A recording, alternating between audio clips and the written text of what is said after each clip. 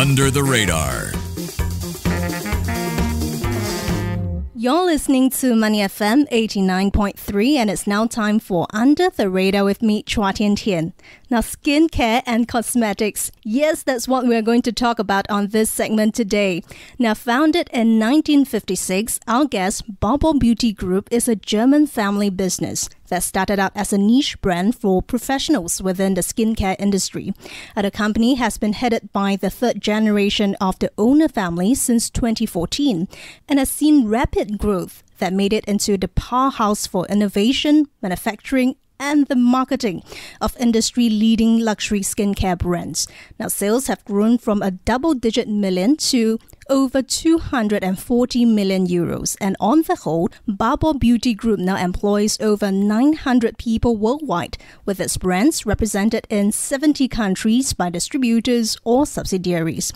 Now, question is, what did the third-generation owners do differently to unlock the value we've seen? And what are the growth opportunities for the future? And speaking of growth, BABOR now wants to deepen its presence in international markets. The goal is to increase the share of business outside of Central Europe from about 30% to between 60 and 70% by 2030. But what does the firm intend to do to achieve such ambitious goals, and which is the most important geographical market that it will focus on as a starting point? Well, lots of questions, and for more, let's speak to Tim Waller, co-CEO of BABOR Beauty Group and Group President of BABOR and Premium Brands. Tim, welcome. Welcome, and thank you for having me. Great to have you on board. And we've briefly talked a little bit about BABOR Beauty Group as a German family business, but we want to hear from you. How would you describe your value proposition and your product verticals? Well, as a group, we have a few divisions basically split into private label business as well as into the brand side, which is the BABOR brand. When you're looking at verticals, obviously, it's all skincare. And our main products that we're known for are glass beauty ampules and our Dr. BABOR range. When you're looking at, what's our value proposition, what makes us different than others, I think we have something really compelling that you don't find in the market out there, and we call it the BABOR Trinity. The BABOR Trinity basically means that we produce skincare that is high performance with a luxury sensorial feel of a spa luxury brand, and all this done most mindful to people and planet, so sustainable and clean. So altogether, it's really three kind of different performance markers that we do at once, and we believe that's unique in the market. Wow! And what would you then say, Tim, is your business model? And in terms of target consumer segment, who would you consider as your target consumers, and what is the spending power like in general? In general, our main consumer is a group that we call an established skincare enthusiasts. So they're about 45 years and up, and they really know about skincare. They're, highly, almost addicted to skincare. They know the ins and outs, and they're willing to spend money. So this is kind of our core group. And then we have a secondary target group that we call a conscious investor. These are a bit younger. They're between 30 and 45. Looking at sustainability and new and interesting trends. And obviously, they're also interested in experimenting with new brands and new skincare. And we hope to make them loyal along the way. So in our heritage, we basically were founded as a professional skincare company, meaning we worked predominantly with spas, medical offices, so doctors, dermatologists, surgeons, etc. And we started this from the inception of the company in 1956. The reason for that was that, at some point the company wanted to be, when we looked at the market, the professional market was something that we felt we could compete with well. We would become the biggest player in a relatively a good size but smaller market, rather than be a smaller player in the bigger market of prestige skincare. Now the world has changed, the markets have changed, and And we were obviously looking to be where our consumer is, and looking to expand for growth. And so about with the third generation coming into the business, into the board, we decided to venture out into multi-channel. And so we're looking at adjusting the business model into, we call it a balanced multi-channel strategy, meaning we start kind of at the top of the distribution pyramid at kind of the premium retail outlets, and work our way kind of down step by step, all mindful to our professional channel and professional partners. So it's a real multi-channel business. And talk about that multi-channel approach in terms of distribution. I know right now the company has a base of over 100,000 experts or aestheticians that will promote and sell your products. But moving forward, how do you assess your reliance and relationship with the expert community then? Okay. Well, first of all, it's 100,000 estheticians that trust our brand to transform their patients' or guests' skin and produce the best skin outcome possible, right? And we're very proud of that. And this is our first and foremost value as a company, is trust of our partners and trust of our consumer into the brand. So this cannot change. This means we put everything into quality, as well as in educating, right? So in terms of how do we manage it? We manage it by having, let's say, networks of educators in each of our markets that travel and train one-on-one and in person. But we also have an e-learning platform that allows us to keep in touch digitally. We use social media platforms. And most importantly, again, it's having a mindful strategy and balanced strategy.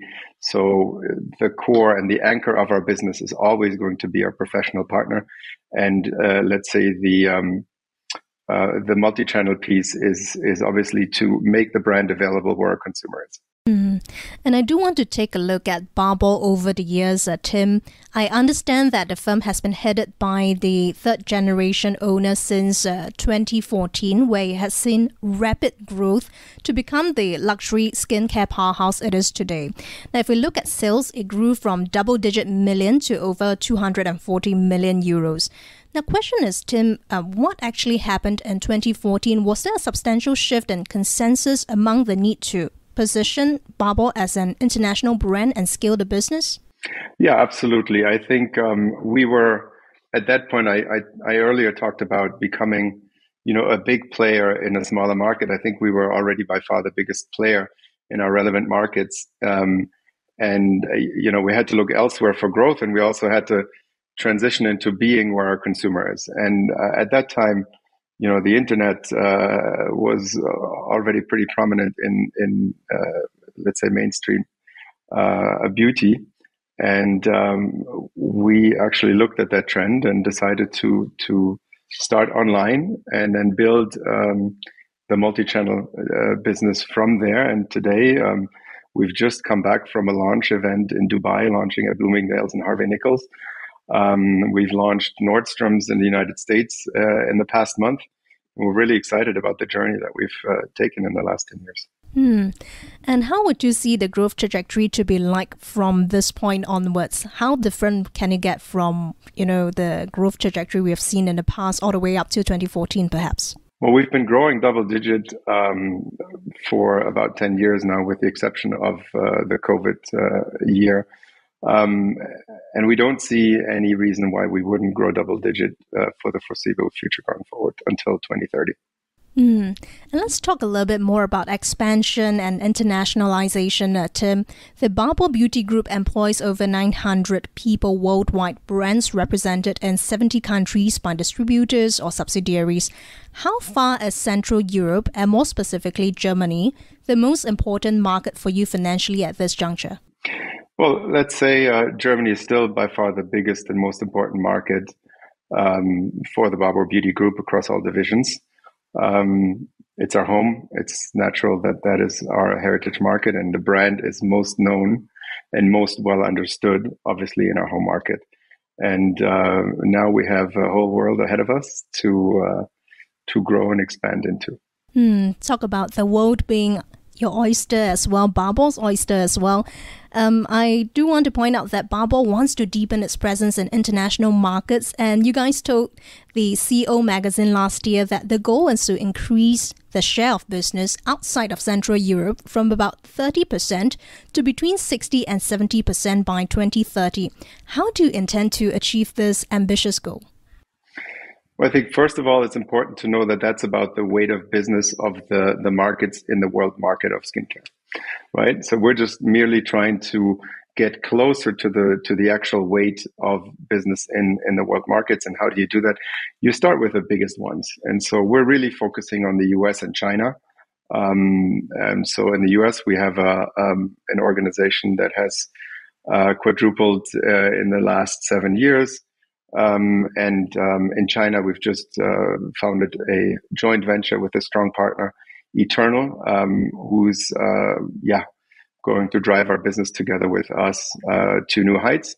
And we've also extended a long-term contract with our existing partner for the professional skincare called Beauty Farm, one of the leading companies in the professional business in China. So we believe that when we start with the two of the largest markets in the world, we'll catch up quite rapidly. And don't mind me following up, Tim, when it comes to go-to-market strategies, right, how different it is in the US and China versus your home market of Germany, perhaps? Well, let's say the media landscape, consumer landscape, everything changes slightly, and consumer preferences. So we have to be able to adjust. But the beauty of Babor is, as a brand, is that we believe that skin is as individual as your fingerprints. I don't know if you've heard me say that before, because you seem very well researched. And so basically, we already can cater to individualized skin needs and concerns. And really, it's just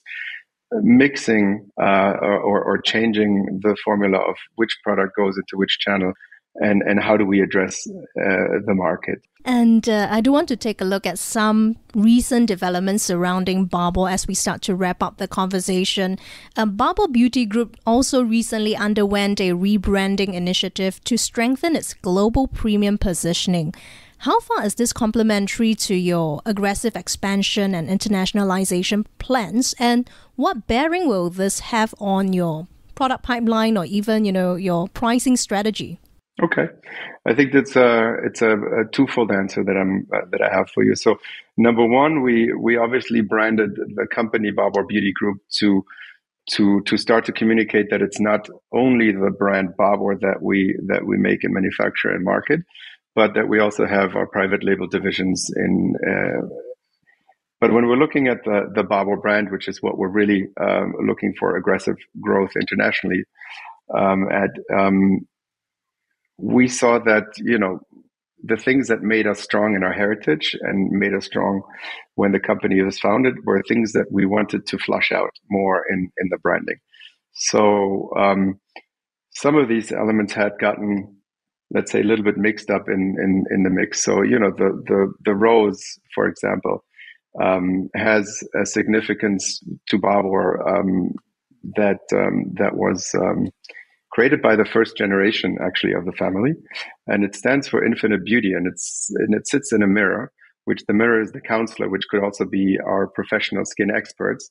And so we wanted to give that rose more room and more of a presence to really communicate our heritage, and use it as a seal of beauty for the brand. So this was number one, and then we wanted to make sure that the brand has a consistent look and feel, and is well received around the globe, right? Because some of the things that the German consumer will understand may not be as logical for somebody that's just seeing the brand for the first time. And we've, to be honest, we've tested this obviously numerous times in the development process of the rebrand. And first indications seem that it's extremely well received. Our conversion rates increased significantly. And also, we get first indications that we could even come with a slightly more premium price positioning than we currently have. You mentioned that certain things that are intuitive to the German consumer doesn't come quite naturally for global consumers, but what do you mean by that? Perhaps if you could explain that with more granularity. Well, I think the German consumer has grown up with Babor as a brand, so they understand. They've heard the story about, they understand it's a family business made in Germany. They understand about the excellence and the innovation that the brand brings, and obviously they know our iconic products, the ampules, as well as our Dr. Babor range.